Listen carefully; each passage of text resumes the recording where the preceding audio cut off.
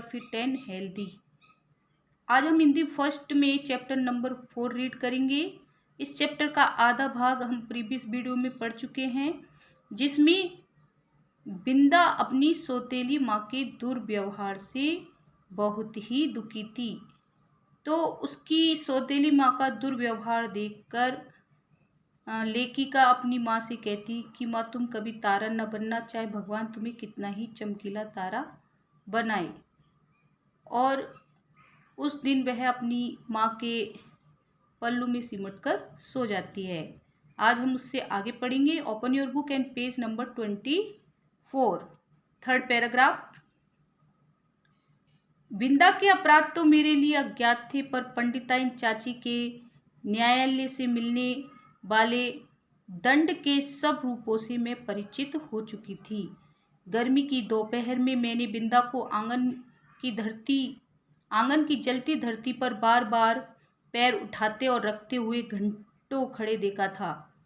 यानी बिंदा के अपराध कौन से थे इसके बारे में लेखिका नहीं जानती थी, लेकिन पंडिताइन चाची उसको बेवजह ही जो दंडित करती रहती थी, उन सब के बारे में लेखिका परिचित थी।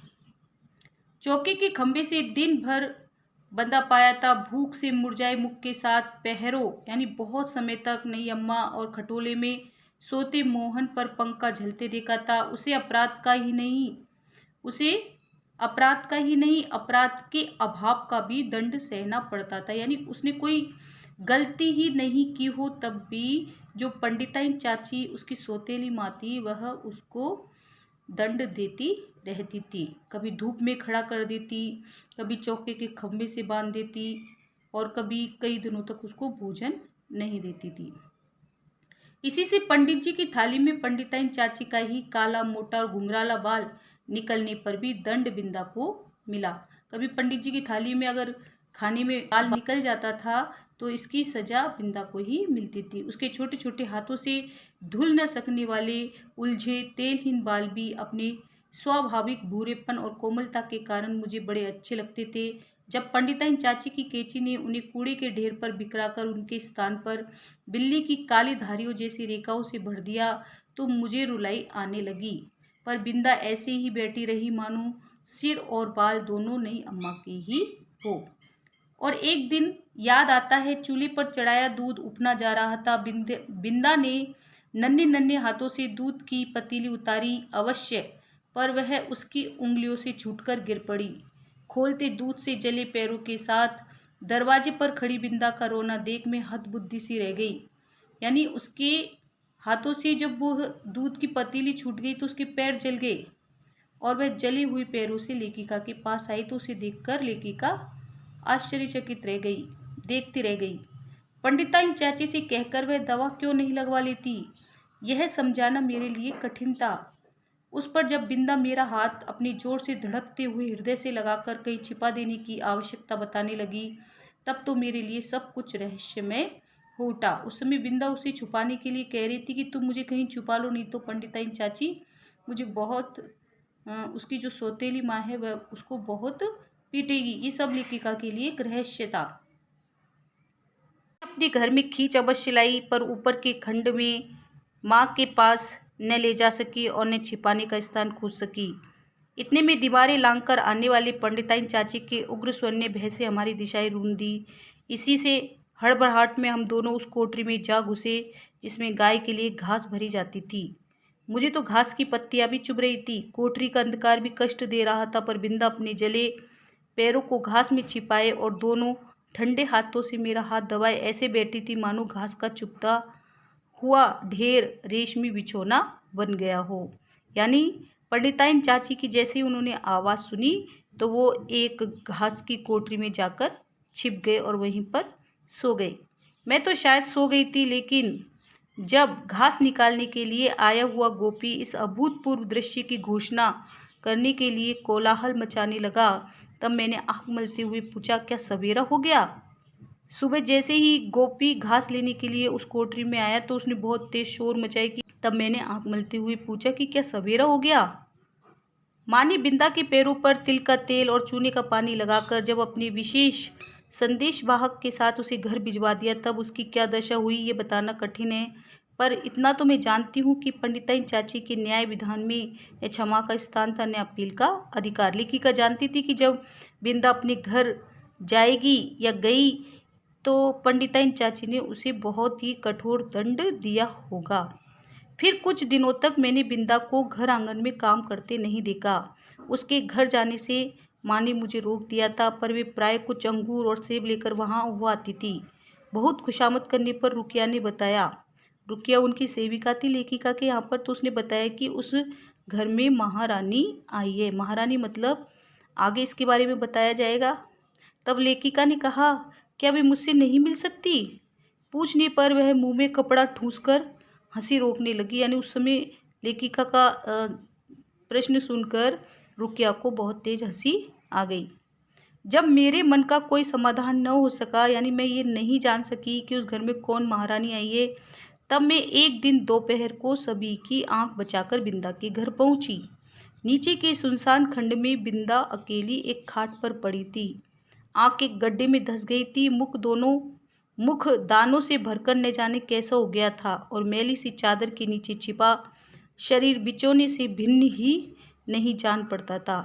डॉक्टर, दवा की शीशियाँ, सिर पर हाथ फेरती हुई माँ और बिछौने के चारों ओर चक्कर काटते हुए बापूजी के बिना भी बीमारी का अस्तित्व है, ये मैं नहीं जानती थी। जब लेखिका ने देखा कि उस सुनसान खंड में यानी नीचे की मंजिल में बिंदा अकेली खाट पर पड़ी है और उसके जो मुख है वो उसके मुख पर जाने कैसे कैसे दाने आ गए हैं और बहुत ही मैली गंदी चादर उसके बिस्तर पर बिछी हुई है, तो उसको लगा कि क्या इस तरह से भी बीमारी का अस्तित्व है। क्योंकि मैं तो जब बीमार होती हूँ तो मेरे पास डॉक्टर, दवा की शीशियाँ, मेरी माँ हमेशा मेरे सिर पर हाथ फेरती रहती है और बाबूजी मेरे चारों ओर चक्कर लगाते रहते हैं, लेकिन यहाँ तो बिंदा के पास कोई भी नहीं है, वो बहुत बीमार है। यह मैं नहीं जानती थी। इसी से उस अकेली बिंदा के पास खड़ी होकर मैं चकित सी चारों ओर देख रही थी, आश्चर्य के साथ देख रही थी। बिंदा ने कुछ संकेत और कुछ अस्पष्ट शब्दों में बताया कि नई अम्मा मोहन के साथ ऊपर खंड में रहती है, यानी ऊपर की मंजिल में रहती है, शायद चेचक के डर से। मुझे चेचक नामक बीमारी हो गई है और यह संक्रमित बीमारी है, इसलिए जो नई अम्मा है वह मोहन के साथ ऊपर रहती है। सवेरे शाम वरोनी आकर उसका काम कर जाती है। वरोनी किसको कहते हैं? चौका साफ करने या पानी भरने आदि का काम करने वाली स्त्री को। तो वह आकर क्या करती थी? उसका सारा काम कर जाती थी बिंदा का। फिर तो बिंदा को देखना संभव न हो सका, क्योंकि मेरे इस आज्ञा उल्लंघन से माँ बहुत चिंतित हो गई थी। यानी मैं उनके बिना बताए बिंदा से मिलने आ गई थी, इससे माँ मुझसे नाराज हो गई थी। और एक दिन सवेरे ही रुकिया ने उनसे न जाने क्या कहा कि वे रामायण बंद कर बार बार आंखें पोंछती हुई बिंदा के घर चल दी। जाते जाते वे मुझे बाहर न निकलने का आदेश देना नहीं भूली थी। यानी वो जाते जाते मुझसे कह कर गई थी कि तुम्हें बाहर नहीं देखना है और ना ही आना है। इसी से इधर उधर से झांक कर देखना आवश्यक हो गया। फिर भी मैंने कोशिश की, कहीं ना कुछ तो बात है, इसीलिए माँ ने मुझसे मना किया है, तो क्यों ना मैं कहीं से झांक कर तो देखूं। रुकिया मेरे लिए त्रिकालदर्शी से कम न थी। रुकिया जो मेरे लिए थी वह भविष्य बेता थी, यानी भविष्य का बताने वाली थी। त्रिकालदर्शी कहते हैं भविष्य बताने वालों को, जो तीनों कालों के बारे में जानता है, वर्तमान काल, भूतकाल और भविष्य काल।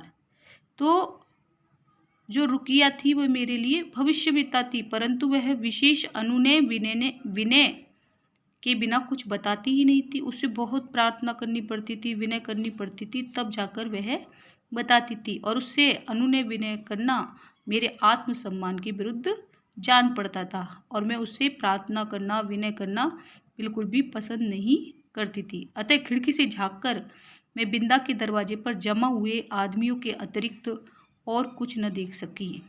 तब मैंने खिड़की में से झांककर देखा कि बिंदा के घर के आसपास बहुत सारे आदमी एकत्रित थे, और इस प्रकार की भीड़ से विवाह और बारात का जो संबंध है उसे मैं जानती थी। तब क्या उस घर में विवाह हो रहा है, और हो रहा है तो किसका? आदि प्रश्न मेरी बुद्धि की परीक्षा लेने लगे। पंडित जी का विवाह संभव नहीं, यही सोच विचार कर मैं इस परिणाम तक पहुंची कि बिंदा का विवाह हो रहा है और मोहन अभी छोटा है और बिंदा ने मुझे बुलाया तक नहीं। इस अचिंत्य अपमान से आहत मेरा मन सब गुड़ियों को साक्षी बनाकर बिंदा को किसी भी शुभ कार्य में न बुलाने की प्रतिज्ञा करने लगा। तब मैंने भी एक प्रतिज्ञा कर ली कि मैं भी अपनी किसी भी शुभ कार्य में बिंदा को नहीं बुलाऊंगी। कई दिन तक बिंदा के घर झाँक झाँक कर जब मैंने माँ से उसके ससुराल से लौटने के संबंध में प्रश्न किया, तब पता चला कि वह तो अपनी आकाशवासिनी अम्मा के पास चली गई। जब कई दिनों तक बिंदा उसको दिखाई नहीं दी और वह अपनी माँ से पूछती कि वह कब आएगी ससुराल से लौटकर, तब उसकी माँ ने उसको बताया कि वह तो अपनी अम्मा के पास चली गई। उस दिन से मैं प्राय चमकीली तारे के आसपास फैले छोटे तारों में बिंदा को ढूंढती रहती, पर इतनी दूर से पहचानना क्या संभव था। तब मैं चमकीले तारों के आसपास जो छोटे छोटे तारे होते थे ना, उनमें बिंदा को ढूंढती। तब से कितना समय बीत चुका है, पर बिंदा और उसकी नई अम्मा की कहानी शेष नहीं हुई। कभी हो सकेगी या नहीं, इसे कौन बता सकता है। तो आपने देखा कि किस तरह इस चैप्टर में अपनी विमाता यानी सौतेली माँ के दुर्व्यवहार से एक निर्दोष बालिका मौत की नींद में सो जाती है, यही इस पार्ट में बताया गया है। FA1 एग्ज़ाम में आपके चैप्टर नंबर 1 और 2 आएंगे, इसलिए आप इनको अच्छे से याद कीजिए और शब्दार्थ भी याद कीजिए। चैप्टर नंबर 1 और 2 आप सभी को मौखिक प्रश्न अपनी नोटबुक में करके होमवर्क क्वेरी ग्रुप में सेंड करना है। Thank you, have a nice day.